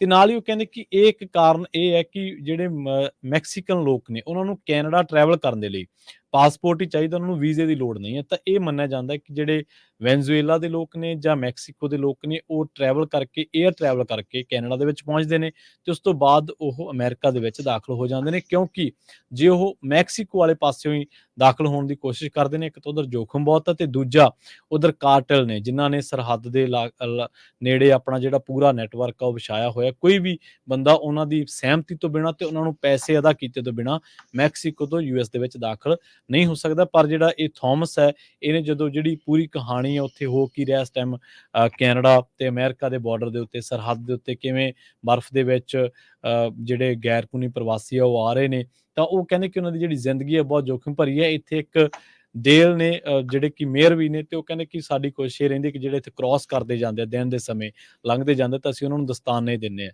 ਅਸੀਂ ਉਹਨਾਂ ਨੂੰ ਸ਼ੂਜ਼ ਦਿੰਦੇ ਹਾਂ ਕਿ ਤਾਂ ਜੋ ਉਹ ਮੌਸਮ ਦੀ ਮਾਰ ਤੋਂ ਬਚ ਸਕਣ। ਸੋ ਇੱਕ ਵੱਖਰੀ ਤਰ੍ਹਾਂ ਦਾ ਰੂਪ ਵੀ ਹੈ, ਜਿੱਥੇ ਦੇਸ਼ ਭਰ ਦੇ ਵਿੱਚ ਵਿਰੋਧ ਹੁੰਦਾ ਉੱਥੇ ਤੁਸੀਂ ਯੂਐਸ ਦੇ ਵਿੱਚ ਇਸ ਤਰ੍ਹਾਂ ਦੀਆਂ ਕਹਾਣੀਆਂ ਵੀ ਤੁਹਾਨੂੰ ਮਾਈਗ੍ਰੇਸ਼ਨ ਦੇ ਨਾਲ ਜੁੜੀਆਂ ਸੁਣਨ ਨੂੰ ਦੇਖਣ ਨੂੰ ਮਿਲਦੀਆਂ ਨੇ ਜੀ। ਜੀ, ਤੇ ਪ੍ਰਵੀਨ ਜੀ ਆਪਾਂ ਇੱਕ ਬ੍ਰੇਕ ਲੈਂਦੇ ਹਾਂ, ਬ੍ਰੇਕ ਤੋਂ ਬਾਅਦ ਕੁਝ ਕੁ ਇੰਪੋਰਟੈਂਟ ਖਬਰਾਂ ਹੈਗੀਆਂ, ਇੱਦਾਂ ਹੀ ਸਾਡੇ ਨਾਲ ਜੁੜੇ ਰਹੋ ਤੇ ਉਹ ਜ਼ਰੂਰ ਸੁਣਿਓ।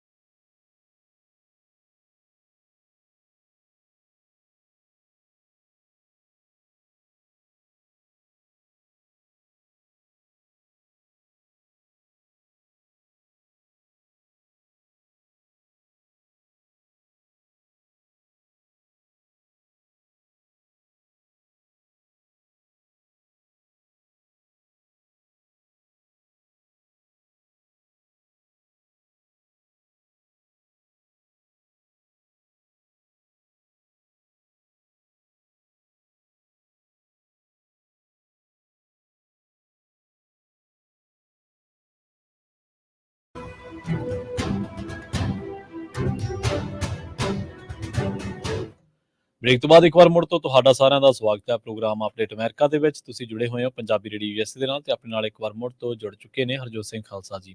ਹਰਜੋਤ ਸਿੰਘ ਜੀ, ਬ੍ਰੇਕ ਤੋਂ ਬਾਅਦ ਸਵਾਗਤ ਹੈ ਜੀ। ਸਤਿ ਸ਼੍ਰੀ ਅਕਾਲ। ਸਤਿ ਸ਼੍ਰੀ ਅਕਾਲ, ਧੰਨਵਾਦ ਜੀ ਆਇਆਂ ਨੂੰ। ਅਗਲੀ ਖਬਰ ਵੱਲ ਚੱਲੀਏ ਤੇ ਯੂਕਰੇਨ ਦੀ ਮਿਲਟਰੀ ਅੱਜ ਕਹਿ ਰਹੀ ਆ ਵੀ ਉਹਨਾਂ ਨੇ ਰਸ਼ੀਆ ਦਾ ਇੱਕ ਲੈਂਡਿੰਗ ਸ਼ਿਪ ਆ ਜੋ ਬਲੈਕ ਸੀ ਦੇ ਵਿੱਚ ਹੈਗਾ, ਉਸ ਨੂੰ ਡੁਬੋ ਦਿੱਤਾ ਹੈਗਾ। ਡਰੋਨਸ ਦੇ ਨਾਲ ਕਹਿੰਦੇ ਅਟੈਕ ਕੀਤਾ ਸੀ।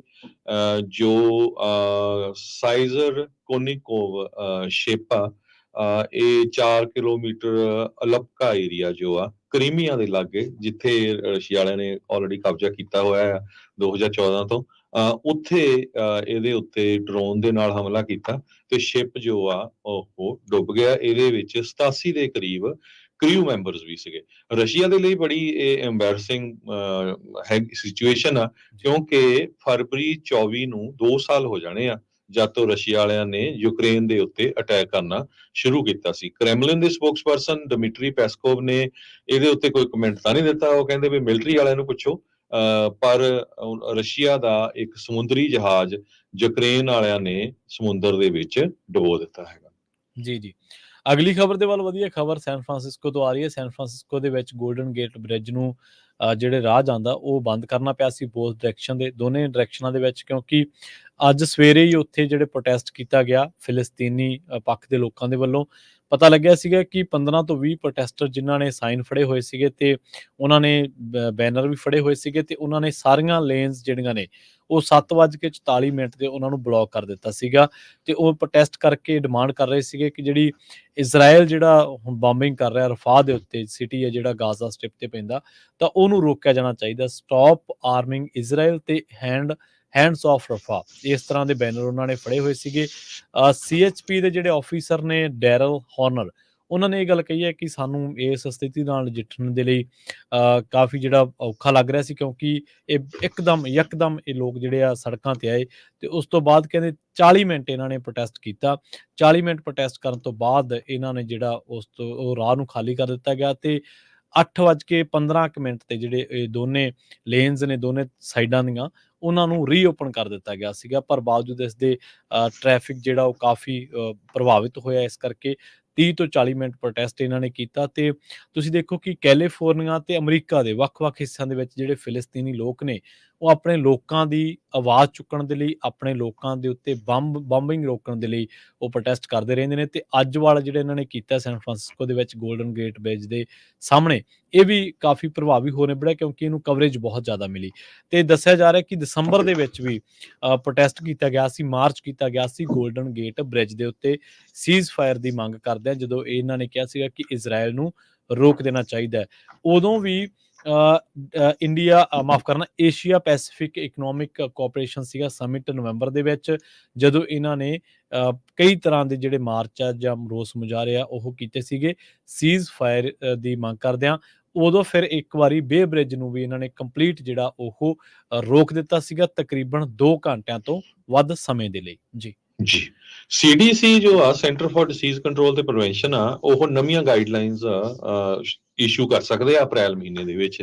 ਇਹ ਅੱਜ ਵਾਸ਼ਿੰਗਟਨ ਟਾਈਮਜ਼ ਰਿਪੋਰਟ ਕਰ ਰਿਹਾ ਹੈਗਾ।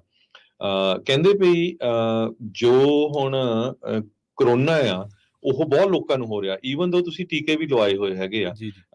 ਹੁਣ ਅੱਜ ਦੀ ਸਿਚੁਏਸ਼ਨ 'ਚ ਇਹ ਆ ਵੀ ਜੇ ਤੁਹਾਨੂੰ ਕਰੋਨਾ ਹੋ ਜਾਂਦਾ ਤੇ ਬੁਖਾਰ ਚੜ੍ਹਦਾ, ਤੁਸੀਂ 5 ਦਿਨ ਜੋ ਆ ਉਹ ਘਰ ਰਹਿਣਾ, ਸਕੂਲੇ ਨਹੀਂ ਜਾਣਾ ਜਾਂ ਕੰਮ ਤੇ ਨਹੀਂ ਜਾਣਾ। ਸੋ ਅਪ੍ਰੈਲ ਮਹੀਨੇ ਤੋਂ ਇਹ ਨਿਊਜ਼ ਆ ਰਹੀ ਆ ਵੀ ਹੋ ਸਕਦਾ ਵੀ ਇਸ ਕੰਡੀਸ਼ਨ ਨੂੰ ਹਟਾ ਦਿੱਤਾ ਜਾਵੇ, ਵੀ ਤੁਸੀਂ ਕੰਮ ਤੇ ਜਾ ਸਕਦੇ ਹੈਗੇ ਆ, ਅਨਲੈਸ ਕਿ ਤੁਹਾਡੇ ਜਿੱਦਾਂ ਕੋਈ ਸੀਰੀਅਸ ਜ਼ਿਆਦਾ ਬੁਖਾਰ ਹੈਗਾ ਆ। ਕੁਝ ਸਟੇਟਾਂ ਦੇ ਵਿੱਚ ਕੈਲੀਫੋਰਨੀਆ, ਓਰੀਗਨ 'ਚ ਆਲਰੇਡੀ ਇੱਦਾਂ ਦੀਆਂ ਗਾਈਡਲਾਈਨਸ ਸ਼ੁਰੂ ਹੋ ਚੁੱਕੀਆਂ ਹੈਗੀਆਂ, ਪਰ ਹੁਣ ਜੋ CDC ਆ ਕਹਿੰਦੇ ਵੀ ਕਰੋਨਾ ਨੂੰ ਐਜ਼ ਏ ਫਲੂ ਹੀ ਗਿਣਨ ਜਾ ਰਿਹਾ ਆ। ਇਹਦੇ ਸੰਬੰਧ ਦੇ ਵਿੱਚ ਤੁਸੀਂ ਬਹੁਤ ਜਲਦੀ ਜੋ ਆ CDC ਵੱਲੋਂ ਨਵੀਆਂ ਜੋ ਗਾਈਡਲਾਈਨਸ ਆ ਉਹ ਸੁਣਾਂਗੇ। ਤੇ ਜਾਂਦੇ ਜਾਂਦੇ ਆਪਾਂ 2-3 ਤੁਹਾਡੇ ਨਾਲ ਹੋਰ ਗੱਲਾਂ ਬਾਤਾਂ ਕਰਨੀਆਂ। ਇੱਕ ਤਾਂ ਕਿਸਾਨ ਮੋਰਚੇ ਨੂੰ ਲੈ ਕੇ ਆ, ਬਹੁਤ ਵੱਡੀ ਗਿਣਤੀ ਦੇ ਵਿੱਚ ਆਪਣੇ ਭੈਣ ਭਰਾ ਬਾਰਡਰ ਤੇ ਪਹੁੰਚੇ ਹੋਏ ਹੈਗੇ ਆ। ਉਹਨਾਂ ਦੇ ਨਾਲ ਜ਼ੁਲਮ ਬੜਾ ਹੋ ਰਿਹਾ, ਕੈਮੀਕਲ ਸਿੱਟੇ ਜਾ ਰਹੇ ਆ ਪਾਣੀ ਦੇ ਵਿੱਚ ਮਿਲਾ ਕੇ, ਉਹਨਾਂ ਦੇ ਉੱਤੇ ਗੋਲੀਆਂ ਦੇ ਸ਼ਰੇ ਮਾਰੇ ਜਾ ਰਹੇ ਹੈਗੇ ਆ। ਸੋ ਸਾਰੇ ਜਿੱਥੇ ਵੀ ਤੁਹਾਡਾ ਕੰਟੈਕਟ ਐਜ਼ ਏ ਆਪਣੇ ਪੰਜਾਬੀ ਭੈਣ ਭਰਾ ਬਣਦਾ ਹੈਗਾ ਆ, ਆਪਣੇ senator, congressman, human rights organisations ਨੂੰ ਈਮੇਲ ਲਿਖੋ, ਕਾਲਾਂ ਕਰੋ ਵੀ ਭਈ ਉੱਥੇ ਜ਼ੁਲਮ ਬੜਾ ਹੋ ਰਿਹਾ ਹੈਗਾ। ਤੇ ਹੁਣ ਡਰੋਨਸ ਵਰਤੇ ਜਾ ਰਹੇ ਹੈਗੇ ਆ ਇੱਕ ਤਰ੍ਹਾਂ ਦੇ ਨਾਲ ਉਹਨਾਂ ਦੇ ਉੱਤੇ ਜਿਹੜੇ ਆ ਅਥਰੂ ਗੋਲੇ ਸਿੱਟਣ ਦੇ ਲਈ। ਸੋ ਨਾਲ ਦੀ ਨਾਲ ਆਪਾਂ ਅਰਦਾਸ ਵੀ ਕਰਨੀ ਆ ਵੀ ਕਿਸੇ ਦੇ ਸੱਟ ਚੋਟ ਨਾ ਲੱਗੇ, ਸਾਰੇ ਹੀ ਸਹੀ ਸਲਾਮਤ ਰਹਿਣ। ਤੇ ਦੂਸਰਾ ਅੱਜ ਸਾਡੀ ਟੀਮ ਪੰਜਾਬੀ ਰੇਡੀਓ USA ਦੀ ਰਾਜਕਨਵੀਰ ਸਿੰਘ ਜੀ ਤੇ ਅਮਰਜੀਤ ਸਿੰਘ ਉਹ ਮਰਸਡ ਪਹੁੰਚੇ ਹੋਏ ਆ। ਸਰੋਤਿਆਂ ਨੂੰ ਯਾਦ ਹੋਊਗਾ ਆਪਣੇ 4 ਪੰਜਾਬੀ ਜਿਹੜੇ ਆ ਜਿਹਦੇ ਵਿੱਚ 2 ਹਸਬੈਂਡ ਵਾਈਫ ਤੇ ਇੱਕ ਭਰਾ ਤੇ ਇੱਕ ਉਹਨਾਂ ਦਾ ਬੱਚਾ ਰੂਹੀ ਜਿਹੜਾ ਸੀ ਬਹੁਤ ਹੀ ਛੋਟਾ ਬੱਚਾ, ਉਹਨਾਂ ਦਾ ਕਤਲ ਕਰ ਦਿੱਤਾ ਗਿਆ ਸੀ ਮਰਸਡ ਦੇ ਵਿੱਚ। ਓਜ਼ੇ ਸਲਗਾਡੋ ਤੇ ਉਹਦਾ ਭਰਾ ਜਿਹੜਾ ਹੈਗਾ ਅਲਬਰਟੋ ਅਸੂਜ਼ ਸਲਗਾਡੋ ਤੇ ਭਰਾ ਅਲਬਰਟੋ ਸਲਗਾਡੋ ਵੱਲੋਂ। ਸੋ ਅੱਜ ਅਲਬਰਟੋ ਸਲਗਾਡੋ ਨੂੰ ਸ਼ਾਇਦ ਸਜ਼ਾ ਸੁਣਾਈ ਜਾਊਗੀ ਮਰਸਡ ਕੋਰਟ ਦੇ ਵਿੱਚ, ਤੇ ਸਾਡੀ ਟੀਮ ਉੱਥੇ ਪਹੁੰਚੀ ਹੋਈ ਹੈਗੀ ਆ। ਉਹਦਾ ਕੀ ਡਿਸੀਜਨ ਆਉਂਦਾ ਹੈਗਾ, ਪਰਿਵਾਰ ਵੀ ਵਿਚਾਰਾ ਕਿੰਨੇ ਸਮੇਂ ਤੋਂ ਹੁਣ ਜਿਹੜਾ ਆਪਣੇ ਜਸਟਿਸ ਦੀ ਭਾਲ ਕਰ ਰਿਹਾ ਹੈਗਾ, ਸਾਨੂੰ ਜਿਹੜਾ ਜਸਟਿਸ ਮਿਲਣਾ ਚਾਹੀਦਾ ਹੈਗਾ। ਸੋ ਅਲਬਰਟੋ ਸਲਗਾਡੋ ਨੂੰ ਸਜ਼ਾ ਹੋਣ ਜਾ ਰਹੀ ਆ। ਉਹਦੇ ਸਬੰਧ ਦੇ ਵਿੱਚ 10 ਵਜੇ ਜਿਸ ਟਾਈਮ ਹੁਣ 10 ਵੱਜ ਚੁੱਕੇ ਆ, ਮਰਸਡ ਕੋਰਟ ਦੇ ਵਿੱਚ ਡਿਸੀਜਨ ਦਿੱਤਾ ਜਾਊਗਾ। ਸੋ ਉਹਦੇ ਸਬੰਧ ਵਿੱਚ ਜੋ ਵੀ ਹੋਊਗਾ ਆਪਣੇ ਰਾਜਕਨਵੀਰ ਸਿੰਘ ਹੁਣੀ ਲਾਈਵ ਪੰਜਾਬੀ ਰੇਡੀਓ USA ਦੇ ਜਿਹੜੇ ਸਾਡੇ ਸੋਸ਼ਲ ਮੀਡੀਆ ਦੇ ਚੈਨਲਸ ਹੈਗੇ ਆ ਉੱਥੇ ਉਹ ਤੁਹਾਡੇ ਨਾਲ ਲਾਈਵ ਹੋਣਗੇ ਤੇ ਸਰੋਤਿਆਂ ਨੂੰ ਪਤਾ ਲੱਗੂਗਾ ਵੀ ਕੀ ਜਿਹੜਾ ਡਿਸੀਜਨ ਆ ਕੋਰਟ ਨੇ ਦਿੱਤਾ ਹੈਗਾ। ਜੋ ਆਪਣੇ 4 ਭਰਾ ਜਿਹੜੇ 4 ਪਰਿਵਾਰਕ ਮੈਂਬਰ ਸੀ ਪੰਜਾਬੀ, ਉਹ ਮਰਸਡ ਦੇ ਵਿੱਚ ਕੁਝ ਸਮਾਂ ਪਹਿਲਾਂ ਬਹੁਤ ਹੀ ਬੇਰਹਿਮੀ ਦੇ ਨਾਲ ਕਤਲ ਕੀਤੇ ਗਏ ਸੀਗੇ। ਤੇ ਦੂਸਰਾ ਜਾਂਦੇ ਜਾਂਦੇ ਇਹ ਵੀ ਦੱਸਦੀ ਜਾਈਏ ਕੌਮੀ ਯੋਧੇ ਸੰਦੀਪ ਸਿੰਘ ਦੀਪ ਸਿੱਧੂ ਉਹਨਾਂ ਦੀ ਯਾਦ ਦੇ ਵਿੱਚ ਕੱਲ ਨੂੰ ਉਹਨਾਂ ਦੀ ਵਰਸੀ ਆ 15 ਤਰੀਕ ਨੂੰ। ਪੰਜਾਬੀ ਰੇਡੀਓ USA ਵੱਲੋਂ ਇੱਕ ਉਪਰਾਲਾ ਕੀਤਾ ਗਿਆ ਹੈ ਆਪਣੇ ਸਿੱਖ ਕੌਮ ਦੇ ਚੋਟੀ ਦੇ ਜੋ ਬੁਲਾਰੇ ਹੈਗੇ ਆ ਜਿਨ੍ਹਾਂ ਦੇ ਵਿੱਚ ਅਵਤਾਰ ਸਿੰਘ ਜਰਨਲਿਸਟ ਜਿਨ੍ਹਾਂ ਨੂੰ ਤੁਸੀਂ ਸੁਣਦੇ ਰਹਿੰਦੇ ਪੰਜਾਬੀ ਰੇਡੀਓ USA ਤੇ, ਭਾਈ ਅਜਮੇਰ ਸਿੰਘ ਜਿਹੜੇ ਸਿੱਖ ਹਿਸਟੋਰੀਅਨ ਆ ਜਿਨ੍ਹਾਂ ਨੇ ਪੰਥ ਦੀ ਝੋਲੀ ਦੇ ਵਿੱਚ ਬਹੁਤ ਬੁੱਕਸ ਪਾਈਆਂ ਹੈਗੀਆਂ, ਤੇ ਡਾਕਟਰ ਅਮਰਜੀਤ ਸਿੰਘ ਉਹ ਸਾਰਿਆਂ ਦੀ ਕੋਈ ਜਾਣ ਪਛਾਣ ਸਾਰਿਆਂ ਨੂੰ ਪਤਾ ਹੀ ਆ ਉਹਨਾਂ ਦੇ ਬਾਰੇ ਜੋ ਖਾਲਸਤਾਨ ਅਫੇਅਰ ਸੈਂਟਰਸ ਤੋਂ ਆ। ਉਹ ਕੱਲ ਨੂੰ ਦੁਪਹਿਰ ਨੂੰ 3 ਵਜੇ ਤੋਂ ਲੈ ਕੇ 5 ਵਜੇ ਤਾਈਂ ਪੰਜਾਬੀ ਰੇਡੀਓ USA ਦੇ ਉੱਤੇ ਦੀਪ ਸਿੱਧੂ ਉਹਨਾਂ ਦੀ ਯਾਦ ਦੇ ਵਿੱਚ ਇੱਕ ਸੈਮੀਨਾਰ ਟਾਈਪ ਆ ਜੋ ਗੱਲਬਾਤ ਆ ਕੀ ਉਹਨਾਂ ਦੀਆਂ ਯਾਦਾਂ ਆ ਕੀ ਦੀਪ ਸਿੱਧੂ ਜਿਹੜਾ ਸੁਨੇਹਾ ਦੇਣਾ ਚਾਹੁੰਦਾ ਸੀ ਕੌਮ ਨੂੰ, ਕਿਸ ਤਰ੍ਹਾਂ ਉਸ ਨੂੰ ਉਸ ਦੀ ਸ਼ਹਾਦਤ ਤੋਂ ਬਾਅਦ ਉਸ ਦੀ ਮੌਤ ਤੋਂ ਬਾਅਦ ਵੀ ਹਜੇ ਤੱਕ ਜਿਹੜਾ ਆ ਉਸ ਦਾ ਕਰੈਕਟਰ ਅਸੈਸੀਨੇਟ ਕਰਨ ਦੀ ਕੋਸ਼ਿਸ਼ ਬਹੁਤ ਸਾਰੇ ਲੋਕਾਂ ਵੱਲੋਂ ਚੱਲ ਰਹੀ ਹੈਗੀ ਆ। ਸੋ ਉਸ ਦੇ ਸੰਬੰਧ ਦੇ ਵਿੱਚ 3 ਮੁੱਖ ਬੁਲਾਰੇ ਉਹ ਦੀਪ ਸਿੱਧੂ ਦੇ ਸੰਬੰਧ ਦੇ ਵਿੱਚ ਬੋਲਣਗੇ। ਤੇ ਤੁਸੀਂ ਪੰਜਾਬੀ ਰੇਡੀਓ USA ਦੇ ਜਿੰਨੇ ਵੀ ਸਾਡੇ ਸਟੇਸ਼ਨ ਹੈਗੇ 13 ਦੇ 13 ਸਟੇਸ਼ਨ ਰੈਡਿੰਗ ਤੋਂ ਲੈ ਕੇ ਇੱਧਰ ਵੇਕਰਸਫੀਲਡ ਤਾਈਂ, ਤੇ ਨਾਲ ਦੀ ਨਾਲ ਪੰਜਾਬੀ ਰੇਡੀਓ USA ਦਾ YouTube ਚੈਨਲ ਤੇ Facebook ਚੈਨਲ ਦੇ ਉੱਤੇ ਲਾਈਵ ਤੁਸੀਂ ਇਹ ਪ੍ਰੋਗਰਾਮ ਸੁਣ ਸਕੋਗੇ। ਕੱਲ ਨੂੰ ਵੀਰਵਾਰ ਨੂੰ ਫਰਵਰੀ 15 ਨੂੰ ਦੁਪਹਿਰ ਦੇ 3 ਵਜੇ ਤੋਂ ਲੈ ਕੇ 5 ਵਜੇ ਤੱਕ ਜੀ। ਸੋ ਇੱਥੇ ਹੀ ਸਾਨੂੰ ਦੋਵਾਂ ਨੂੰ ਤੁਸੀਂ ਦਿਓ ਇਜਾਜ਼ਤ। ਸਾਡੇ ਦੋਵਾਂ ਵੱਲੋਂ ਤੁਹਾਨੂੰ ਸਭ ਨੂੰ ਪਿਆਰ ਸਤਿਕਾਰ ਸਹਿਤ ਸਤਿ ਸ਼੍ਰੀ ਅਕਾਲ। ਜੁੜੇ ਰਹੋ ਪੰਜਾਬੀ ਰੇਡੀਓ USA।